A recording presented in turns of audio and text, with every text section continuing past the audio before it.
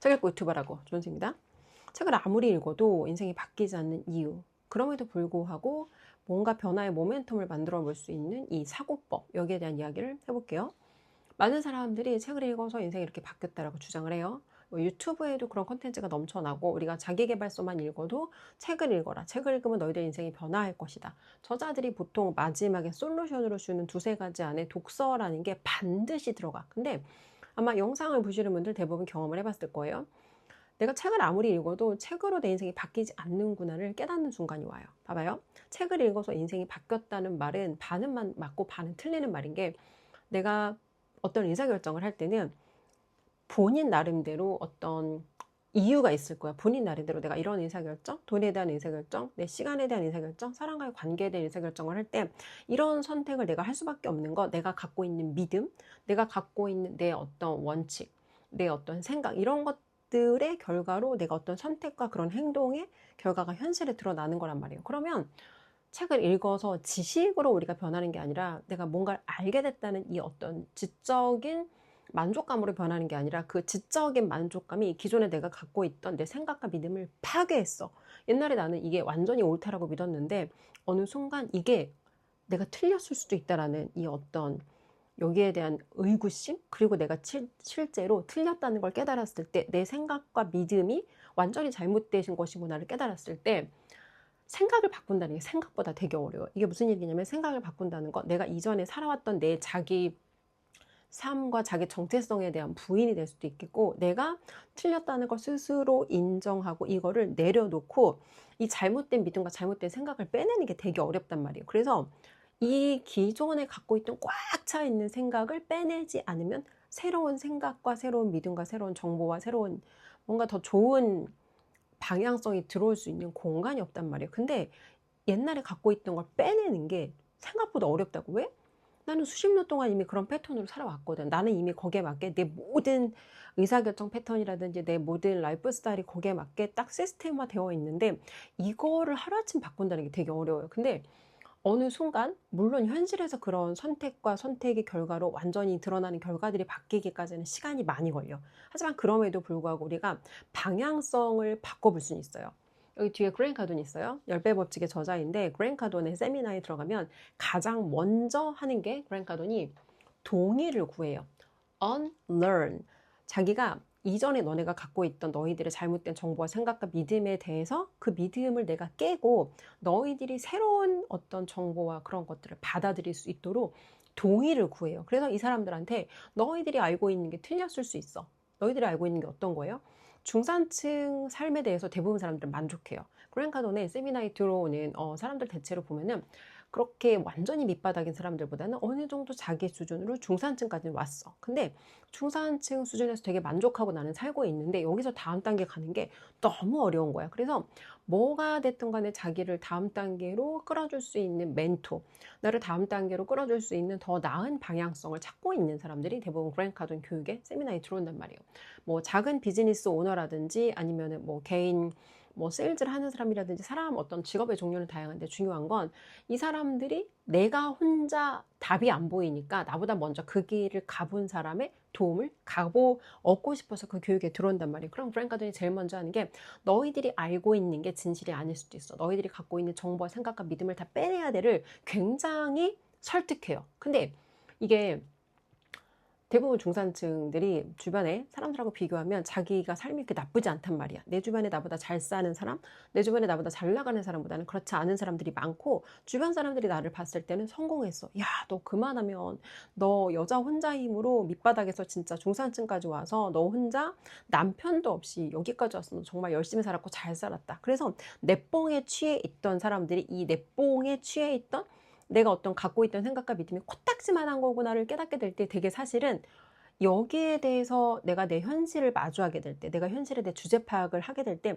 사실은 생각보다 아프단 말이에요. 근데 딱 두 가지 반응인 것 같아요. 아파도 그럼에도 불구하고 나는 지금보다 더 나은 방향으로 나갈 거야를 선택하는 사람들은, 그 내 앞에 아픈 현실을 마주하면서 현실을 인정하면서 하나하나 내 생각과 믿음들을 교정하고 멘토가 이끌어주는 올바른 방향으로 따라가는 사람들이 있고, 또 어떤 사람들은 본인 안에 자꾸 그 저항이 느껴진단 말이야. 당신이 나에 대해서 뭘 알아? 내가 그동안 얼마나 열심히 살았는데 당신이 나를 알아보지도 않고 나를 평가할 수 있어라는 내 안에 그냥 자연스럽게 올라오는 저항이 있어요. 근데 결과적으로 어떤 사람이 5년, 10년 후에 삶을 봤을 때 더 좋은 방향으로 가냐. 내 고집에 꽉 차서 내 걸 내려놓지 못하는 사람은 결과적으로 그 사람이 거기 와서 앉아있을 땐 이유가 있을 거잖아. 그죠? 멘토님, 매주 토요일에 멘토님 수업에 들어가는데 P8이라고 이제 PCM Foundation Resource라는 이제 수업에 들어가요. 근데 거기에도 마찬가지로 자기 힘으로 중산층 정도까지 왔던 사람들, 대부분 중산층 정도의 이제 수준이거나 그보다 조금 아직 도달하지 못한 그런 분들이 교육에 많이 들어오는데 그 사람들 중에서도 겸손하게 내가 배워보려는 사람들이 있고 어떤 사람들은 마치 자기가 그런 교육에 들어왔을 때 이 교육하는 어떤 분을 평가하고 뭔가 내가 뭐라 그럴까 이 교육하시는 분에 대해서 내가 판단하고 평가하는 그런 판단자의 포지션, 그러니까 완전 소비자 마인드로 들어오는 그런 사람들이 있어요. 근데 어떤 사람들이 대체로 이렇게 교만한가 보면 내가 뭔가를 많이 배워봤어. 내가 뭔가를 많이 배워봤고, 내가 돈도 벌어봤고, 내가 잘 나가보기도 하고, 내가 망해보기도 했어. 잘 돼보기도 하고, 안 돼보기도 했어. 내가 돈에 대해서도 경험에 대해서도 다각화가 된 사람들일수록 되게 겸손해요. 왜? 내가 예전에 이게 옳다라고 믿고 나도 고집 부리던 게 있었거든. 근데 그게 언젠가 내가 틀리는 경험을 해봤어. 그리고 세상에 내가 아는 것보다 알지 못하는 게 훨씬 많고, 내가 인생에서 문제를 겪게 되는 그런 어떤 이슈들은, 문제를 겪게 되는 사건들은 내가 그런 게 있다라는 것조차를 모르는 무지의 영역에서 그런 문제가 언제나 일어난다는 걸 이미 경험적으로 경험을 해본 사람들, 경험이 있는 사람들, 돈을 벌어본 사람들은 돈을 벌어본 사람일수록, 돈을 많이 벌어본 사람일수록 오히려 겸손하단 말이에요. 근데 내가 아직 가난해. 내가 아직 돈도 못 벌어봤고, 내가 아직 중산층까지도 못 왔어. 이런 사람들이 오히려 교만함으로 꽉 차 있어. 자기가 다 안다라고 생각하는데 이 안다병이 되게 위험한 이유가 찰리 몽고가 그런 얘기를 했어요. 요즘 사람들에 대해서 인지비만이라는 표현을 썼는데 인지비만은 마치 자기가 실제로 알지 않지만 들어서 그 키워드를 들어본 적이 있다거나 아니면 누군가한테 그런 경험에 대해서 공유 받아본 적이 있어. 그리고 그 사람하고 나하고 아는 사람도 아니야. 요즘에는 유튜브만 키면 유튜브에서 나하고 아무 상관도 없는 그 어떤 중산층, 약간 좀 뭐라 할까 중간 이상의 중산층들의 이야기를 접할 수 있는 그런 기회가 많단 말이에요. 근데 그 사람들이 사실은 우리가 그 사람들의 라이프 스타일을 따라가고 그 사람들을 우리의 멘토로 섬겨할 만큼 극단적인 어떤 큰 생각이나 큰 비전이나 그런 관점을 가진 사람들은 아니란 말이에요. 근데 보통의 사람들이 그러니까 뭐 유튜브를 맨날 내가 그냥 공짜로 소비하는 사람들 다 부자는 아니겠죠? 그런 사람들이 접할 수 있는 사람들의 정보가 이런 중산층 수준의 정보다 보니까 이런 사람들의 애매한 성공을 가지고 이런 걸 내가 들어봤다는 이유로 자기가 안다라고 생각하는데 안다라는 생각이 생각보다 위험하다. 왜? 봐봐요. 레이 달리오는 브리지워터라는 헤지 펀드를 만든 창립자이면서 대표였어요. 어마어마한 성공을 이뤄낸 부자인데 그 사람이 쓴 원칙이란 책에 자신의 삶에 대한 일에 대한 원칙을 다룬 원칙이란 책의 서문에 이런 이야기가 써 있어요. 나는 내가 꼭 알아야 하는 것을 잘 모르는 바보라는 사실을 먼저 말하고 싶다. 어마어마한 상상할 수도 없는 성공을 이룬 사람인데 자기가 바보라는 사실을 먼저 말하고 싶대요. 내가 인생에서 이룩한 성공은 그것이 무엇이든 간에 아는 것보다 알지 못하는 것에 어떻게 대응해야 하는지를 이해하는 것에서 비롯됐다. 이렇게 큰 성공을 거둔 부자마저도 자기가 알지 못하는 것에 대해서 어떻게 대응해야 하는지를 내가 이해하는 것에서 내 성공이 비롯됐다. 그리고 나는 내가 꼭 알아야 되는 걸 잘 모르는 바보다라고 자신을 표현했는데 아니 그렇게 큰 성공은커녕 중산층까지도 못 가본 어떤 수준의 사람들이 내가 다 안다라는 생각 너무 교만하지 않냐는 거예요. 자, 세상을 두 가지 관점으로 우리가 볼 수 있는데 어떤 사람들은 내가 세상에 모르는 건 없어라고 자기 생각이 꽉 차고 자기 고집에 꽉 차 있는 교만한 사람들이 있고 어떤 사람들은 아직 내가 세상에 발견하지 못한 비밀이 있을 거야. 아직 내가 세상에 얻지 못한 진리가 있을 거야라는 겸손한 태도로 찾는 사람들이 있어요. 결과적으로 어떤 사람들이 더 잘 될 가능성이 높냐? 당연히 겸손한 태도로 들어보려고 하는 사람들이 5년, 10년 후에 이 사람들의 어떤 그런 결과값이 훨씬 좋을 거라는 거. 왜? 내가 배워보려는 태도가 내가 이 찾는 태도가 본인이 놓칠 수 있는 것들을 오히려 그런 놓칠 수 있는 내가 실수할 수 있는 잃을 수 있는 그런 구멍들을 오히려 막아낼 수 있고 안다라고 생각하는 사람들은 본인이 어떤 알고 있는 작은 범위 내에서 모든 의사결정이 이루어지기 때문에 오히려 이 사람들 뒤로 갈수록 인생의 문제를 많이 겪을 수가 있다. 자, 사실 우리가 멘토님이 항상 이야기하시는 건데 하나님 자녀가 되기 전에 먼저 부자의 자녀가 되라는 말씀을 굉장히 많이 하세요. 부자의 자녀? 무슨 얘기지? 우리 아빠는 부자가 아닌데? 봐봐요. 부자의 자녀가 되라는 이유는 부자가 되기까지, 그러니까 우리가 유튜브에서 만날 수 있는 무슨 수십억 자산가 이런 거 말고, 요즘은 수십억은 자산가라고 하기 좀 그래, 그죠? 어쨌건 유튜브에서 만날 수 있는 수십에서 수백억 정도의 이 사람들의 마인드를 따르는 게 아니라 진짜 우리나라에 있지 않는 그 미국이나 아니면 다른 글로벌로 우리가 실제로 그 사람들을 페이스 투 페이스로 만날 수 없는 어마어마한 큰 성공을 이룬 그런 끝점에 있는 부자들의 마인드를 따르라는 거예요. 왜? 어차피 우리가 내 방향이 틀렸다면 누군가 나보다 더 나은 방향의 사람, 그런 사람을 내 멘토로 내 삶에 초대를 해야 되는데, 작은 생각, 중산층 마인드를 따르는 데는 중간값에는 우리가 뭔가 극단적인 어떤 그 중간값에는 극단적인 좋은 결과를 기대할 수 없다는 거예요. 그러면 큰 생각으로 큰 비전을 가지고 살아가는 사람들의 이 극단적인 마인드, 극단적인 어떤 큰 생각을 따르자는 거예요. 근데 이 부자들의 사고방식이 왜 우리가 배워봐야 되냐면, 중산층들의 삶을 살아가는 방식은 뭔가 내가 일과 삶이 딱 균형이 있어야 되고, 균형을 맞춰야 되고, 일과 삶에 뭐 밸런스가 있어야 되고, 이런 거를 이 사람들은 따르고 주장하는데, 사람들이 죽기 전에 하는 몇 가지 후회가 있어요. 근데 그 후회 중에서 너무 일만 하지 말 걸이라는 후회가 있어요. 근데 이게 딱 중산층, 아니면 이게 딱 가난한 밑바닥에 있는 사람들 마인드라는 거예요. 왜? 내가 일을 하는 거, 열심히 일하는 게 문제가 아니라 그 일이 과연 그렇게까지 내가 의미 있고, 과연 그렇게까지 내가 이 일을 통해서 세상을 이롭게 하는 뭔가 의미 있는 사람들하고 의미 있는 관계를 맺으면서 하는 일이었는지, 대부분의 사람들의 일이 그렇게까지 극단적으로 내가 의미를 추구하는 삶을 살지 않았기 때문에 단순히 약간의 돈을 벌기 위해서 그 일에 내가 내 모든 정말 중요한 것들을 다 갈아 넣으면서, 내 건강이라든지 내 관계를 갈아 넣으면서 그 돈을 벌었기 때문에, 그래서 거기에 대한 후회가 있는 거지. 오히려 부자들은 극단적으로 더 많이 일하려고 노력한다는 거. 왜? 극단적인 어떤 그런 극단적으로 그 사람들이 그런 일을 추구하는 이유는, 일에서 단순히 내가 돈을 버는 도구이자 수단이 아니라 이 일을 통해서 내가 삶을 살아가는 의미를 발견하는 도구이고, 이를 통해서 다른 사람들을 도와주는 게 인생에서 우리가 진짜 느낄 수 있는 가장 어떤 깊은 행복이라는 걸 알기 때문에, 부자들은 오히려 극단적으로 더 일과 삶의 분리가 없이 오히려 일과 삶을 더 함께 버무려가면서 그렇게 살아간다는 거예요. 그래서 결과적으로 우리가 따라야 되는 거는 진짜 부자들의 큰 생각, 부자들의 큰 비전, 그리고 많은 사람들이 착각하는 것 중에 하나가 자유라는 거에 대해서, 자기 맘대로 선택하고 자기 맘대로 행동할 수 있고, 내가 내 돈과 시간을 마음대로 쓸 수 있는 걸 자유라고 생각해요. 근데 진짜 자유라는 건 내가 굳이 그렇게까지 안 해도 돼. 굳이 그렇게까지 내가 목숨 걸면서 대통령직을 할 필요가 없고, 내가 굳이 이미 많은 돈을 가지고 있는데 돈을 더 벌기 위해서 주말까지 심지어 막 무료로 아니면 10만 원짜리 교육을 팔 필요가 없어. 근데 도널드 트럼프가 목숨을 걸고 대통령직을 수행하는 거나, 아니면 뒤에 있는 그랜 카돈이 아무도 일하고 싶지 않을 거야. 일요일에 10만 원짜리 아니면 공짜 교육을 팔면서 개미들을 도와주려고 노력한다는 거. 어떤 사람들은 이 사람들에 대해서 또 이런 식으로 뭐 이런 프레임을 씌울 거예요. 그렇게까지 뭐 돈을 벌어야겠냐, 그렇게까지 돈을 쫓아야겠냐라고 하는데, 돈을 쫓는 사람들은 이렇게까지 극단적으로 일할 수가 없을 거예요. 왜? 나한테 돈이 안 되는 그 주말에 10만 원짜리 공짜 교육을 판다거나, 도널드 트럼프 대통령이 생각을 해보라는 거예요.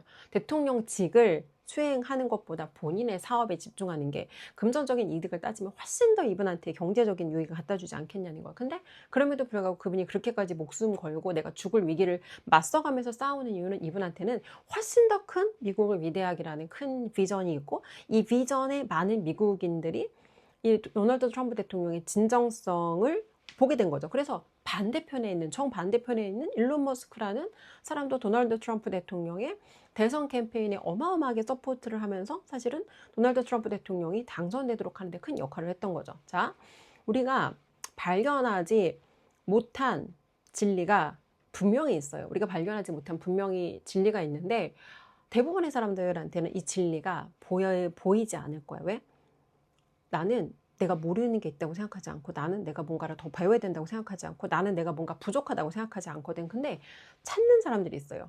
내가 지금 살고 있는 삶에서 뭐 그렇게 나쁘진 않아. 하지만 그럼에도 불구하고 내가 더 진리에 가깝게 살 수 있는 삶이 무엇인지, 내가 더 본질에 가깝게 살 수 있는 것이 무엇인지, 인간으로서 내가 삶에는 누구나 끝이라는 게 있단 말이에요. 그죠? 근데 그 인간으로서 남아있는 삶이 내가 얼마인지는 모르겠지만 그 삶을 조금 더 의미 있게 채워가기 위해서 내가 어떻게 살아야 되는지 이런 것들을 찾는 사람들이 있을 거예요. 그런 사람들한테는 진리가 발견될 거예요.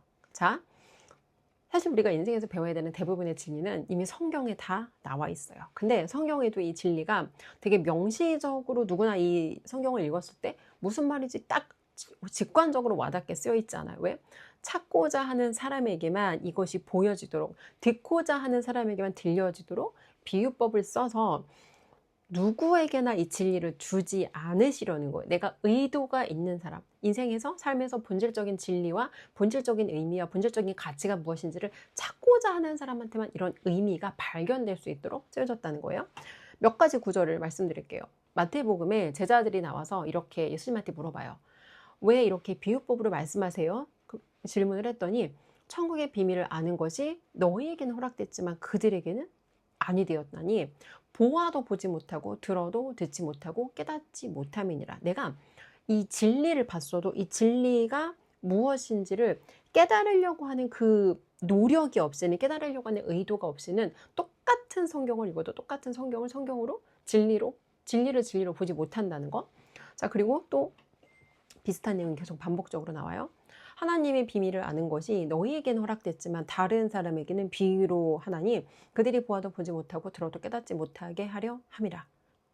자, 결과적으로 성경에서 하나님께서 주고자 하시는 말씀은 진리를 깨닫고자 하는 자들, 진리를 찾고자 하는 자들, 진리를 볼 수 있는 눈을 가진 자들, 진리를 들을 수 있는 이 경청할 수 있는 태도를 가진 자들에게만 진리를 볼 수 있게, 들을 수 있게 허락하신다는 거예요. 근데 이게 되게 재밌는 게 제로 투 원이라는 피터 틸의 책에도 비슷한 내용이 나와요. 이 책에 비밀을, 아직 우리가 발견하지 못한 비밀이 있다는 걸 믿는 사람들과 우리가 발견하지 못한 비밀은 없다라고 생각하는 사람들이 있는데, 이 사람들의 가장 큰 차이점이 뭐냐? 비밀이 있다, 아직 우리가 발견하지 못한 비밀이 있다라고 생각하는 사람들은 그 비밀이 무엇인지 찾기 위한 이 노력을 한다는 거예요. 근데 비밀이 없다라고 생각하는 사람들은 마치 우리가 사는 세상이 다 완성된 것처럼 더 이상 내가 여기서 알아야 할 것은 없다는, 배우려는 태도를 갖지 않은 사람들이라는 거예요. 자, 그래서 성경에도 비유로 이 진리에 대한 내용을 말씀하셨고, 이 피터 틸의 제로 투 원이라는 책에도 숨겨진 비밀이라는 게 있다, 비슷하게 비유를 해요. 그리고 성경에는 들을 수 있는 귀를 가진 자만 깨닫는다고 했고, 이 피터 틸의 제로 투 원에는 내가 기존의 세상이 우리한테 원래 이런 거야 라고 요구하는 것들이 있어요.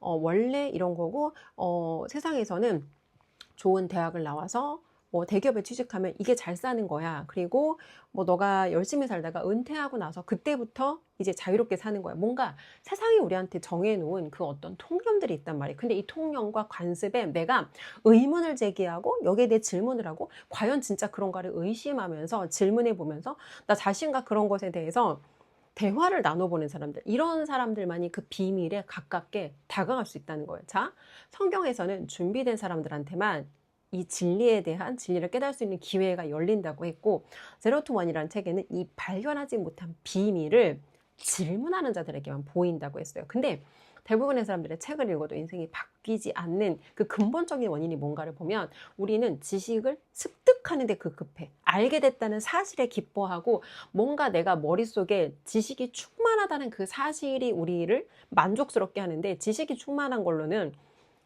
변화를 만들어 갈 수가 없다. 왜? 지식이 나한테 들어왔을 때 알게 됐다는 만족감이 있는 거지, 거기에 대해서 내가 의구심을 가지고 과연 그런가를 질문해 본다거나, 아니면 이것이 정말 내 삶에도 그렇게 적용되는 게 당연한가? 정말 우리 모두는 대학에 가야 되고, 과연 우리 모두는 대기업이 되거나 대기업 취직하거나 공무원이 되거나 이게 우리한테 과연 제일 좋은 선택지인가? 왜 우리 모두는 아침에 출근해서 똑같은 시간에 퇴근하고, 왜 우리는 주 5일을 근무해야 되고, 뭔가 세상이 정해놓은 이 어떤 통념과 세상이 정해놓은 관습에 대해서 내가 한 번 정도 의문을 제기해 볼 수 있어야 되는데, 우리는 그 누구도 내가 이런 삶을 사는 게 과연 내가 원한 것인지, 아니면 누군가 만들어 놓은 시스템 안에서 내가 그냥 한 번도 거기에 대해서 의문을 제기하지 않고 그 시스템을 순응하며 따라가는 순응자의 삶을 사는 것인지, 여기에 대해서 질문을 하지 않는다는 거예요. 그래서 책을 읽어서 인생이 바뀌는 사람들은 어떤 사람들이냐. 책을 읽었을 때 그게 내 삶에 스스로 느껴지는 어떤 의문이나, 아니면 내 삶에 대해서, 아니면 세상에 대해서 내가 어떤 의구심을 가져야 돼. 그리고 그 의구심을 가진 거에 대해서 나랑 내가 대화를 해보는 거야. 나한테 질문을 하면서 과연 이거 네가 원하는 삶이야? 너 예전에 10년 전에 학원장 하면서 건물주 학원장 하고 뭐 70까지 학원 하고 싶다고 했는데 아직도 너한테 그게 유효해? 과연 동네 학원장으로 네 인생을 마감하는 게 네가 인간으로 태어나서 세상에 할 수 있는 가장 큰 의미와 가치야라는 걸 계속 질문을 해봐야 된다는 거예요. 분명히 10년 전에 조은숙한테는 이게 목표였고, 10년 전에 조은숙한테는 그때는 이게 불가능한 목표였지만 내가 이 불가능한 목표처럼 보이는 걸 이뤄냈단 말이야. 그러면 그 다음에는 다음 단계 도미노를 세우고 진짜 근본적으로 내가 도달해야 되는 그 목적지가 무엇인지, 그 목적지까지 가는 동안 계속 다음 단계의 성장을 위한 도미노가 있어야 되는데, 우리는 마치 이 목적지까지 가는 그 내가 삶의 목적을 도달하는 그 앞에 작은 도미노 하나를 내 인생의 목표인 것처럼 그걸 달성하고 나서 그 작은 도미노에 안주하고 그 안전지대 밖으로 절대 나가지 않는, 안전지대 밖에 나가지 않고 그 안전지대 안에 머무르면서 편안함만을 쫓는 그런 삶을 추구한다는 거예요. 근데 봐봐요.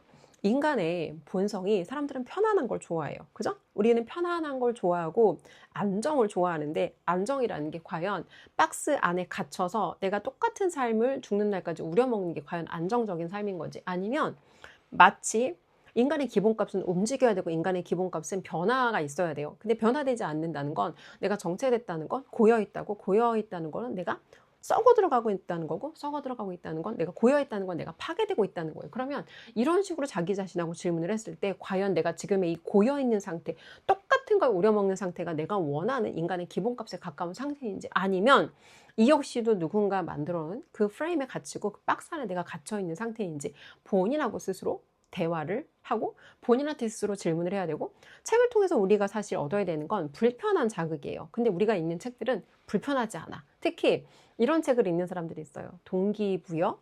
너는 있는 그대로 사랑스러워. 너는 있는 그대로 소중해. 있는 그대로 소중한 건 맞지만, 있는 그대로 소중하다는 이 사실에 만족하고 내가 세상에 쓸모와 가치를 만들어내지 못하는 사람이라면, 단지 내가 살아가는 삶의 모습은 지극히 이기적인 소비자로 나는 삶을 마감하겠다는 뜻이에요. 정말 우리가 소비자로 자신의 편리성만을 추구하는 삶을 위해서 이 세상에 나온 존재인지, 아니면 하나님께서 우리한테 계획하고 하나님께서 우리한테 기대하시는 더 큰 사명, 더 큰 어떤 목적이 있는데, 그 삶을 내가 향해서, 내가 안전지대 밖으로 나가서 그 삶을 향해서 도전하지 않고 과연 이렇게 편안한 현재의 삶에 만족하면서 살아가는 게 과연 하나님이 나에게 기대하시는 삶의 모습인지, 여기에 대해서 한번 생각을 해보라는 거예요. 제가 멘토님 교육에 문의하시는 많은 분들하고 소통을 하다 보면 굉장히 모순적인 생각을 갖고 있는 사람들을 발견하는데, 하나님께서 우리한테 마치 가난하게 살으라고 했다는 듯한 이 잘못된 믿음을 갖고 있는 사람들이 있어요. 근데 성경에 그 주인이 종에게 달란트를 준 그 이야기가 나올 거예요. 근데 주인이 종에게 되게 달란트를 줬을 때 자기 능력 범위에 맞게 달란트를 줬고, 달란트를 활용하지 않은 종에게는 게으르다고 했어요. 그리고 그 종을 꾸짖었어요. 그러면 사람마다 자신의 능력 범위는 다르지만 나에게 주어진 그 능력 범위 안에서 최대한 내가 세상에 가치 있는 일을 하고, 세상에 내가 최대한 의미 있는 도구로서 쓸 수 있는 그 능력 범위 한계가 어디인지, 여기에 대해서 우리가 알아봐야 되지 않겠냐는 거예요. 하나님을 명분으로 하나님을 핑계로 내가 가난하게 살겠다고 선택하는 건 마치 어떤 느낌이냐면, 우리를 하나님의 자녀로 삼으셨고 하나님께서 우리한테 이미 모든 걸 다 주셨는데, 나는 하나님이 주신 그 하나님 자녀의 신분과 하나님이 우리한테 주신 그 모든 자원을 내가 쓰지 않고 내 마음대로 이기적으로 내 고집대로 살아보겠다라고 고집을 부리는 거랑 마찬가지다. 그래서 결과적으로 이야기를 하면, 인생을 잘 살아가는 그 사고방식은 외부에 이런 자극이 들어왔어. 책을 읽어서 나한테 불편함을 주는 책을 읽어야 되고, 만약에 영상을 보시는 분들이 지금 내가 읽는 책이 다 편하네, 막 공감과 위로와 막 따뜻함이 넘치는 책이면 일단 나는 굉장히 잘못된 책을 읽고 있다. 나를 파괴하는 책을 읽고 있구나. 이거 하나를 알아야 되고, 그리고 그 불편한 자극과 불편한 어떤 그런 사고를 할 수 있는 기회들이 들어왔을 때 자기 자신하고 솔직하게 소통해야 돼요. 지금 현재의 삶이 이게 진짜 내가 원하는 삶인지, 아니면 세상이 나한테 그렇게 살아라라고 하는 세상의 통념과 어떤 그런 관념, 관습을 내가 따르고 있는 거지. 여기에 대해서 솔직하게 소통을 하고, 이게 지금 내가 진짜 원하는 삶이 아니라면 그 박스 밖으로 나와서 기꺼이 그 불편함 안으로 들어가야지. 왜? 하나님께서 인간에게 우리한테 분명히 말씀하신 길은 넓고 편안한 길이 아니라 분명히 우리한테 좁은 길로 가라고 하셨거든. 근데 내가 가고 있는 길이 넓고 편안한 길인가? 모두가 가고 싶은 길인가? 아니면 좁은 길로 가고 있는가? 여기에 대해서 한번 생각을 해보시라는 거예요. 그리고 내가 정말 인생을 바꿔가는 그 사고법이라는 건 333 법칙이라고 멘토님께서 항상 강조하시는 방법인데, 우리가 시간을 보내는 그 자본 배분을 하는 데 있어서 3의 시간은 내 멘토랑 보내야 돼요. 예를 들어 내가 책을 읽고 나한테 큰 생각과 비전을 이끌어줄 수 있는 그런 멘토와 시간을 보내고, 나머지 3은 나눠야 돼. 이기적으로 자기 자신만, 내가 알게 된 거, 내가 경험한 거, 내가 깨달은 걸 혼자만 이기적으로 간직하는 게 아니라, 유튜브에서 나도 이렇게 다른 사람들한테 내가 경험한 걸 단 한 사람이라도 내가 누군가를 내 경험으로 도와줄 수 있다면 나눠야 된다는 거예요. 그리고 마지막 3은 나 자신하고 대화하는 시간. 대부분의 사람들은 자기 자신하고 소통하지 않아. 그래서 자기 자신하고 소통하다 보면 내가 나한테 질문도 해야 되고, 내가 지금 뭔가 어떤 불편한 감정, 불안한 감정을 느껴. 그러면 왜 내가 이 감정을 느끼는지 본인하고 소통하면서 그런 감정의 원인을 내가 파악한다는 건, 문제의 근본 원인이 무엇인지 파악해 보겠다는 거예요. 근데 사람들이 문제를 해결하는 방법은 감정에 편안함을 주는 어떤 그런 일시적인 쾌락과 만족과 편안함을 주는 방법을 쫓는다거나, 아니면 내가 불안함을 해소하기 위한 뭔가 내가 불안함을 해소하기 위한 어떤 무언가를 선택해서 내가 그 문제로부터 도망가는 방식을 택하는데, 이 두 가지 모두는 근본적인 어떤 문제를 해결하는 방법이 아니라는 거. 그래서 책을 읽는다고 인생이 바뀌는 게 아니라, 그 책이라는 도구를 어떻게 내가 활용하고 그 책에서 들어오는 그 불편한 자극을 내 삶과 연결해서 어떻게 내가 내 삶의 변화를 만들어 볼 건지. 근데 참 안타까운 건 혼자 이걸 하기가 쉽지 않을 거예요. 그리고 내가 예를 들어서 유튜브 하나를 찍는 것도 여기에 대해서 어마어마하게 많은 갈등이 있을 거예요. 근데 이걸 나 자신을 위한 어떤 도구라고 생각하면 이런 용기를 내는 게 되게 어려울 거예요. 근데 이거를 나를 위한 용기가 아니라, 이 영상을 통해서 누군가 한 사람이라도 내가 그 사람을 도와주겠다, 나를 위한 용기가 아니라 타인을 위한 용기를 냈을 때 우리가 비로소 이런 나답지 않은 행위들을 할 수 있고, 이런 거예요. 뭐 일을 많이 하지 말거리란 아까 후회, 사람들이 죽음 전에 하는 후회 중에 하나라고 했는데, 일을 많이 하면서 사람들이 일 자체가 나한테 스트레스를 준다라고 생각해요. 그죠? 근데 스트레스가 우리한테 건강을 해치는 게 아니라, 스트레스가 건강에 나쁘다는 생각이, 그 생각이 사실 우리 건강에 해롭고, 그 생각 자체가 우리가 어떤 질병에 걸렸을 때 사람들의 사망률을 높인다고 해요. 근데 스트레스 자체는, 스트레스에서 나오는 그 호르몬은 내가 다른 사람들하고 함께 뭔가 연결될 필요가 있다는 거고, 똑같은 상황에서 어떤 사람들이 건강을 잃지 않고 문제라도 잘 해결할 수 있었나 보면, 타인에 대해서 나눔의 의지가 있는 사람, 다른 사람에 대해서 내가 뭔가 내 거를 나눈다는 게 물질을 꼭 나누는 것만 의미하지 않아요. 내가 내 관심과 내 사랑과 내가 가지고 있는 이런 지적 자산 같은 것을 타인과 나누는 사람들이 뭔가 그런 건강상의 위기라든지 스트레스가 왔을 때 그런 상황에서 훨씬 더 생존력이 높았다는 거. 그래서 타인을 위한 것 같지만 사실은 이렇게 나누는 행위는 타인을 위한 행위이지만, 결과적으로는 그 타인을 위한 행위가 가장 나를 이롭게 한다는 거. 이거 한 가지를 기억하시고, 왜 내가 책을 읽어서 내 삶이 변하지 않았을까? 그리고 나는 어떤 책들을 읽고 있나? 내가 읽고 있는 책들은 나에게 불편한 자극, 생각할 수 있는 거리들을 주는지, 아니면 나에게 공감과 위로를 주는지. 그럼 앞으로 나는 어떤 책들을 선택하고 나와 어떤 시간, 어떤 질적인 시간을 보내야 하는지. 여기에 대해서 한번 생각해 보시고, 오늘 영상 여기까지 할게요.